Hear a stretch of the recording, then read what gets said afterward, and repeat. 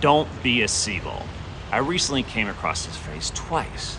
The first time was in a coaching session, and I had to stop the client and say, "What are you talking about?"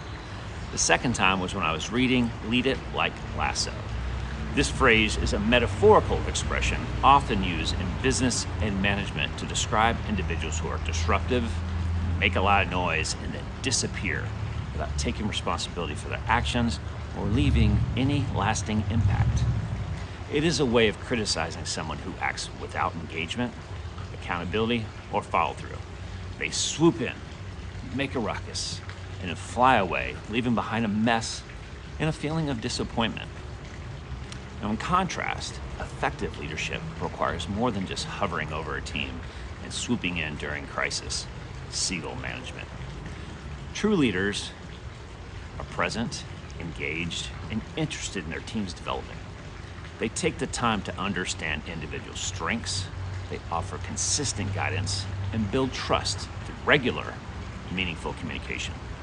This proactive presence prevents problems before they arise and fosters a culture where people feel supported rather than micromanaged. Being a leader also means taking accountability and providing clarity.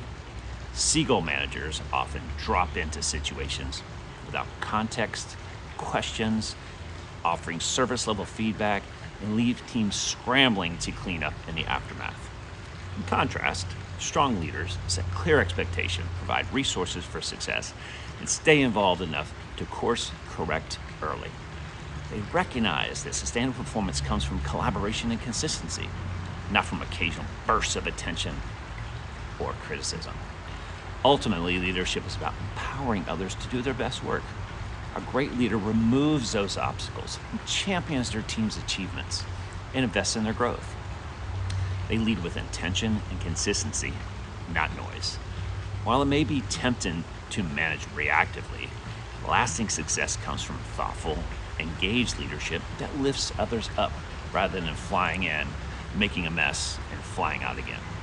Do you know, or could you be construed as a Seagull manager? For those of you who work for one, how do you deal with it and maintain it with your team's resiliency? If you think you might be one, we need to talk. So contact me at the email and website listed below so together we can put some leadership in your life. Don't forget to like, comment, and follow so you don't miss any of my future content.